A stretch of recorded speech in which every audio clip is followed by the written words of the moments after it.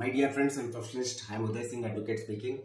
So ನೀವೆಲ್ಲರೂ ಸಹ ನನ್ನ ಚಾನೆಲ್ ಅನ್ನು ನೋಡ್ತಾ ಇದ್ದೀರಿ ಅಂತ ನಾನು ಅಂದ್ಕೊಂಡಿದ್ದೀನಿ. ನನ್ನ ಚಾನೆಲ್ ಅನ್ನು ಶೇರ್ ಮಾಡಿ, ಕಮೆಂಟ್ ಮಾಡಿ ಮತ್ತು ನನ್ನ ಚಾನೆಲ್ಗೆ ಸಬ್ಸ್ಕ್ರೈಬ್ ಆಗೋದನ್ನ ಮರಿಬೇಡಿ ಅಂತ ಹೇಳ್ತಾ, ಸೊ ಇವತ್ತು ನಾನು ಆಯ್ಕೆ ಮಾಡ್ಕೊಂಡಿರ್ತಕ್ಕಂಥ ವಿಷಯ ಅಂತಂದ್ರೆ differences between the bailable warrant or non bailable warrant.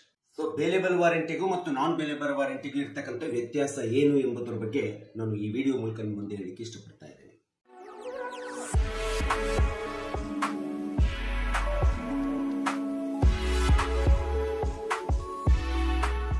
ಯಾವುದೇ ಕ್ರಿಮಿನಲ್ ಅಥವಾ ಸಿವಿಲ್ ದಾವೆಯ ಹೂಡಿದಂತ ಸಂದರ್ಭದಲ್ಲಿ ನಾವು ಸಹಜವಾಗಿ ಎರಡು ವಿಧವಾದಂತಹ ಬೇಲ್ಗಳನ್ನ ನಾವು ನೋಡ್ತಾ ಇದ್ದೀವಿ ಅಥವಾ ಬೇಲ್ ವಾರೆಂಟ್ಗಳನ್ನ ನಾವು ನೋಡ್ತಾ ಇದ್ದೀವಿ. ಅದರಲ್ಲಿ ಒಂದು ಬೇಲೇಬಲ್ ವಾರೆಂಟ್, ಇನ್ನೊಂದು ನಾನ್ ಬೇಲೇಬಲ್ ವಾರೆಂಟ್ ಅಂತೇಳಿ ಇರ್ತಾರೆ. ಬೇಲೇಬಲ್ ವಾರೆಂಟ್ ಅಂದ ತಕ್ಷಣ CRPC 436 ಮೂಲಕ ನಾವು ಯಾವುದೇ ಕಕ್ಷಿದಾರನ ಅಥವಾ ಆರೋಪಿಯನ್ನ ಬಿಡುಗಡೆ ಮಾಡಿಸ್ತಕ್ಕಂಥದ್ದು ನಮಗೆ ಅವಕಾಶವಿದೆ, ವಕೀಲರಿಗೆ ಅವಕಾಶವಿದೆ. ನಾನ್ ಬೇಲೇಬಲ್ ವಾರೆಂಟ್ ಅಂದ ತಕ್ಷಣ CRPC 437 ಇರಬಹುದು, ಆಂಟಿಸಿಪೇಟರಿ ಬೇಲ್ ಮೇಲೆ 438 ಇರಬಹುದು, 439 ಇರಬಹುದು. ಈ ಒಂದು ಸೆಕ್ಷನ್ಸ್ ಗಳನ್ನ ಅಪ್ಲೈ ಮಾಡಿ ನಾನ್ ಬೇಲೇಬಲ್ ವಾರೆಂಟ್ ಮೇಲೆ ಆರೋಪಿಗಳನ್ನು ಬಿಡುಗಡೆ ಮಾಡತಕ್ಕಂಥದ್ದು ಒಂದು ಕಾನೂನಿನ ನಿಯಮವಿದೆ. ಸಬ್ ಸೆಕ್ಷನ್ ಕ್ಲಾಸ್ 1 ಮತ್ತು 2 ಅಡಿಯಲ್ಲಿ.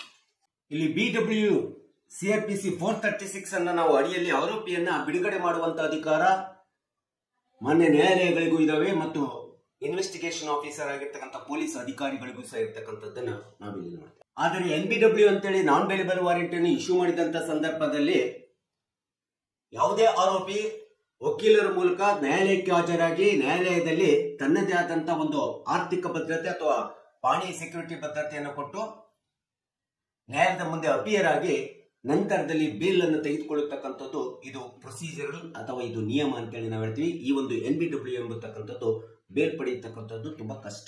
ಈ ಎರಡು ಬೇಲ್ಗಳಲ್ಲಿ IPC 1860 ಪ್ರಕಾರ bail and non bailable warrant issue ಮಾಡುವಂತ ಅಧಿಕಾರ ಏನಿದೆ, ಕೊಡುವಂತ ಅಧಿಕಾರ, ಇಶ್ಯೂ ಮಾಡುವಂತ ಅಧಿಕಾರ ನ್ಯಾಯಾಲಯಕ್ಕೆ ಇರ್ತದೆ. ಬೇಲೇಬಲ್ ವಾರೆಂಟ್ ನಲ್ಲಿ ಆರೋಪಿ ಸಹಜವಾಗಿ ಸರಳವಾಗಿ ಬೇಲನ್ನು ಮಾಡಿಸಿಕೊಳ್ಳುವಂತ ಒಂದು ಹಕ್ಕು, ಸ್ವತಂತ್ರತೆ ಅವನಿಗೆ ಇರ್ತದೆ. ಯಾಕಂದ್ರೆ ಇನ್ವೆಸ್ಟಿಗೇಷನ್ ಆಫೀಸರ್ ಇರ್ಬೋದು, ಪೊಲೀಸ್ ಅಧಿಕಾರಿಗಳಿರ್ಬೋದು, ಅವನಿಗೆ ಪರ್ಸನಲ್ ಬೇಲ್ ಬಾಂಡ್ ಅನ್ನು ತೆಗೆದುಕೊಂಡು ಪರ್ಸನಲ್ ಬೇಲ್ ಬಾಂಡಿನ ಶ್ಯೂರಿಟಿಯನ್ನು ತೆಗೆದುಕೊಂಡು ಬಿಡುಗಡೆ ಮಾಡುವಂತ ಅಧಿಕಾರ ಇದೆ. ಇದು ನ್ಯಾಯಾಲಯನೂ ಮಾಡ್ತದೆ ಮತ್ತು ಪೊಲೀಸ್ ಅಧಿಕಾರಿಯೂ ಸಹ ಮಾಡ್ತಕ್ಕಂಥದ್ದನ್ನ ನಾವು ನೋಡ್ತಾ ಇದ್ದೀವಿ. ಆದರೆ NBW ಇಶ್ಯೂ ಆದಂತಹ ಸಂದರ್ಭದಲ್ಲಿ, ನಾನ್ ಬೇಲೇಬಲ್ ವಾರೆಂಟ್ ಇಶ್ಯೂ ಆದಂತಹ ಸಂದರ್ಭದಲ್ಲಿ ಆರೋಪಿ ಪೊಲೀಸ್ ಅಧಿಕಾರಿಯಿಂದ ಅಥವಾ ಜೈಲಿನಿಂದ ಅಥವಾ ಜೈಲ್ ಕಸ್ಟಡಿಯಿಂದ ಪೊಲೀಸ್ ಅಧಿಕಾರಿ ಕಸ್ಟಡಿಯಿಂದ ಬಿಡುಗಡೆ ಆಗತಕ್ಕಂಥದ್ದು ತುಂಬಾ ಕಷ್ಟ ಸಾಧ್ಯ, ಅಷ್ಟು ಸರಳ ಅಲ್ಲ. ಒಂದು ವೇಳೆ ಬಿಡುಗಡೆ ಆಗಿದ್ರೆ ಅದು ನ್ಯಾಯಾಂಗದ ಒಂದು ನಿಯಮ ಪ್ರೊಸೆಸ್ ಅನ್ನು ಉಲ್ಲಂಘನೆ ಮಾಡಿದಂಗೆ ಅಂತೇಳಿ ನಾವು ಹೇಳಬೇಕಾಗುತ್ತೆ.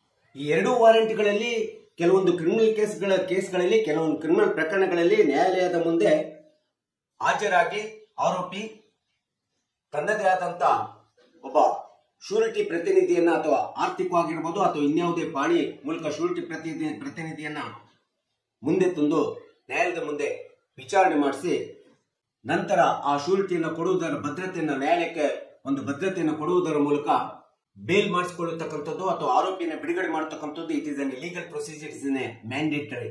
ಯಾವುದೇ ಆರೋಪಿಯನ್ನ ಶ್ಯೂರಿಟಿ ನ್ಯಾಯಾಲಯದ ಮುಂದೆ ಬರದೆ ಬಿಡುಗಡೆಗೊಂಡಿದ್ರೆ ಅದು ಕಾನೂನು ಬಾಹಿರ ಅಂತೇಳಿ ಅನ್ಸ್ತಕ್ಕಂಥದ್ದನ್ನ ನಾವಿಲ್ಲಿ ತಿಳ್ಕೋಬೇಕಾಗುತ್ತೆ.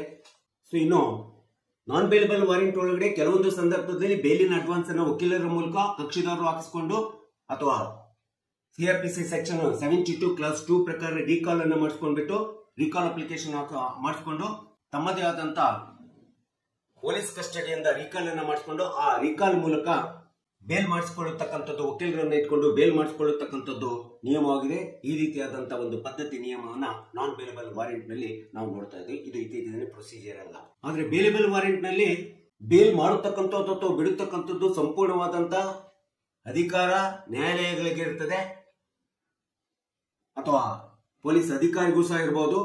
ಬೇಲೇಬಲ್ ವಾರೆಂಟ್ ನಲ್ಲಿ ಬಿಡತಕ್ಕಂಥದ್ದು ಅಥವಾ ಬಿಡುಗಡೆ ಮಾಡತಕ್ಕಂಥದ್ದು ಅಥವಾ ಇಲ್ಲ ಎಂಬತಕ್ಕಂಥ ಅಧಿಕಾರ ಎಂಬತಕ್ಕಂಥದ್ದು ಒಂದು ವಿಶೇಷವಾದಂತ ಅಧಿಕಾರ ಇವತ್ತು ನ್ಯಾಯಾಲಯಕ್ಕಿದೆ ಹೊರತು ಇನ್ನು ಬೇರೆ ಯಾರ್ಯಾದೇ ಅಧಿಕಾರಿಗಳಿಗೆ ಕೊಡ್ಲಿಕ್ಕೆ ಸಾಧ್ಯ ಆಗುವುದಿಲ್ಲ.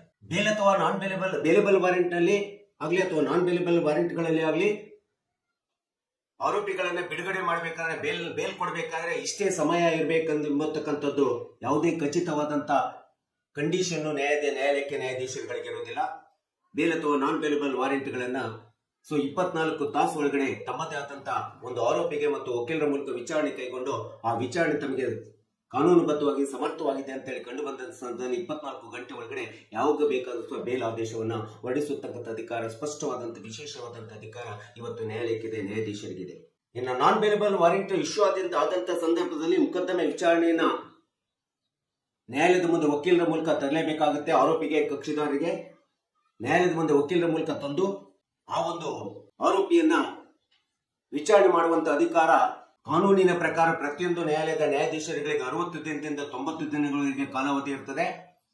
ಅಥವಾ ಆ 90 ದಿನವನ್ನು ಮತ್ತೆ 180 ದಿನಗಳಿಗೆ ಕೆಲವೊಂದು ಕ್ರಿಮಿನಲ್ ಮೊಕದ್ದಮೆಗಳಲ್ಲಿ ಮುಂದುವರಿಸಿಕೊಂಡು ಹೋಗುವಂತ ಅಧಿಕಾರ ನ್ಯಾಯಾಲಯದ ಮಾನ್ಯ ನ್ಯಾಯಾಧೀಶರಿಗೆ ಇರ್ತದೆ. ಸೊ ಅಂತ ಸಂದರ್ಭದಲ್ಲಿ ಯಾವುದೇ ಆರೋಪಿ ಅವನ ಅಪರಾಧದ ಒಂದು ಸೆಕ್ಷನ್ ಅಟ್ರಾಕ್ಟ್ಗೆ ಸಂಬಂಧಪಟ್ಟಂತೆ ಅವನಿಗೆ ಬೇಲ್ ಆದೇಶವನ್ನು ಬಿಡುತ್ತಕ್ಕಂಥದ್ದು ಅಥವಾ ಬೇಲ್ ಆದೇಶವನ್ನ ಪೊಲೀಸ್ ಕಸ್ಟಡಿ ಅಥವಾ ಜೈಲ್ ಕಸ್ಟಡಿಯಲ್ಲಿ ಮುಂದುವರಿಸುವಂತ ಅಧಿಕಾರ ಸ್ಪಷ್ಟ ಅಧಿಕಾರದ ನ್ಯಾಯಾಲಯದ ನ್ಯಾಯಾಧೀಶರಿಗಿದೆ. ಈ ಒಂದು ನಿಯಮವನ್ನ ನಾವ್ಯಾರು ಸಹ NBWದಲ್ಲಿ ಉಲ್ಲಂಘನೆ ಮಾಡಲಿಕ್ಕೆ ಸಾಧ್ಯವಾಗುತ್ತಿಲ್ಲ. ಇನ್ನು 180 ದಿನಗಳಕ್ಕಿಂತ ದಿನಗಳನ್ನ ಮತ್ತೆ ಮುಂದುವರಿಸಿಕೊಂಡು ಹೋಗುವಂತ ಎಕ್ಸ್ಟೆನ್ಷನ್, ಆರೋಪಿಯ ಕಸ್ಟಡಿಯನ್ನು ಎಕ್ಸ್ಟೆನ್ಷನ್ ಮಾಡುವಂತ ಅಧಿಕಾರವೂ ಸಹ ಸೊ ನ್ಯಾಯಾಧೀಶರುಗಳಿಗೆ ಇರ್ತಕ್ಕಂಥದ್ದನ್ನ ನೋಡ್ತಾ ಇದ್ದೀವಿ.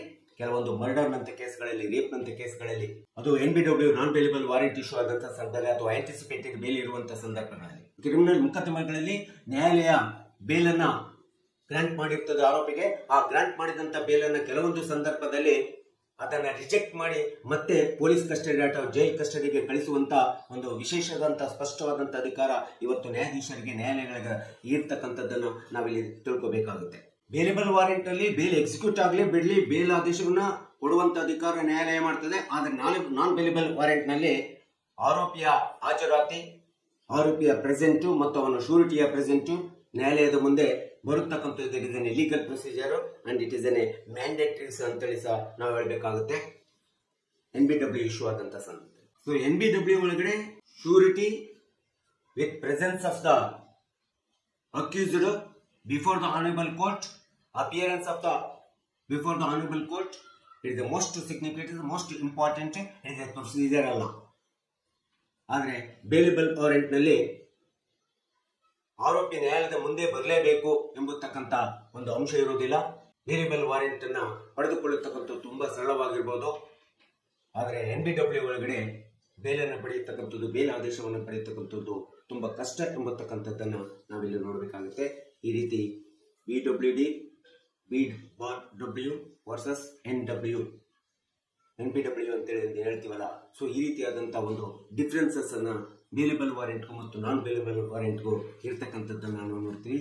ಈ ರೀತಿಯಾದಂತಹ ಬೇಲ್ ಮತ್ತು ನಾನ್ ಬೇಲೆಬಲ್ ವಾರೆಂಟ್ ಅನ್ನ ನಾವು ಯಾವುದೇ ಕಂಪ್ಲೇಂಟ್ ಪರವಾಗಿ ನಾವಿರ್ಬೋದು ಅಥವಾ ಅಕ್ಯೂಸ್ಡ್ ಪರವಾಗಿ ನಾವಿರ್ಬೋದು, ನಾವು ಇರುವಂತಹ ಸಂದರ್ಭದಲ್ಲಿ ನ್ಯಾಯಾಲಯದ ನಿಯಮಗಳನ್ನ, ಕಾನೂನು ಕಾಯ್ದೆಗಳನ್ನ, ನ್ಯಾಯಾಲಯದ ಒಂದು ಪ್ರೊಸೀಜರಲ್ ಆಫ್ ಲಾ ಅನ್ನ ನಾವು ಉಲ್ಲಂಘನೆ ಮಾಡದ ರೀತಿಯಲ್ಲಿ ನಾವು ಕಂಪ್ಲೇಂಟ್ ಪರವಾಗಲಿ ಅಥವಾ ಅಕ್ಯೂಸ್ಡ್ ಪರವಾಗಲಿ ಸೊ ನಾವು ನ್ಯಾಯಾಲಯದ ಘನತೆ ಗೌರವವನ್ನು ಕಾಪಾಡುವುದರ ಮೂಲಕ ಬೇಲ್ ಮತ್ತು ನಾನ್ ಬೇಲೆಬಲ್ ವಾರೆಂಟ್ ಅನ್ನ ಮಾಡಿಸುವಂತ ಒಂದು ಹಕ್ಕು ಪ್ರತಿಯೊಬ್ಬ ಕಕ್ಷಿದಾರರಿಗೂ ಪಡೆದುಕೊಳ್ಳುವಂತ ಹಕ್ಕು ಕಕ್ಷಿದಾರರಿಗಿದೆ, ಸಾರ್ವಜನಿಕರಿಗಿದೆ, ವಕೀಲರಿಗಿದೆ ಮತ್ತು ವಿಶೇಷವಾಗಿ ನ್ಯಾಯಾಧೀಶರಿಗೆ, ನ್ಯಾಯಾಲಯಗಳಿಗೆ ಇರ್ತಕ್ಕಂಥದ್ದನ್ನ ನಾವು ಮರಿಬಾರ್ದು ಅಂತೇಳಿ. ಸೊ ಈ ರೀತಿಯಾದಂಥ ಒಂದು ವ್ಯತ್ಯಾಸ ಬೇಲೆಬಲ್ ಮತ್ತು ನಾನ್ ಬೇಲೆಬಲ್ ವಾರೆಂಟ್ಗೆ ಇರ್ತದೆ ಎಂಬತಕ್ಕಂಥದ್ದನ್ನು ನಾನು ಈ ವಿಡಿಯೋ ಮೂಲಕ ಹೇಳಿದ್ದೀನಿ. ಸೊ ದಯವಿಟ್ಟು ನೀವೆಲ್ಲರೂ ಸಹ ನನ್ನ ಚಾನಲನ್ನು ವೀಕ್ಷಿಸಿ, ಶೇರ್ ಮಾಡಿ ಮತ್ತು ಕಮೆಂಟ್ ಮಾಡಿ ಮತ್ತು ನನ್ನ ಚಾನಲ್ಗೆ ಸಬ್ಸ್ಕ್ರೈಬ್ ಆಗೋದನ್ನು ಮರಿಬೇಡಿ ಅಂತ ಹೇಳ್ತಾ ಇವತ್ತಿನ ವಿಡಿಯೋಕ್ಕೆ ವಿರಾಮವನ್ನು ಹೇಳ್ತೀನಿ. ಇನ್ನೊಂದು ವಿಷಯವನ್ನು ತೆಗೆದುಕೊಂಡು ನಾನು ನಿಮ್ಮ ಮುಂದೆ ಬರ್ತೀನಿ.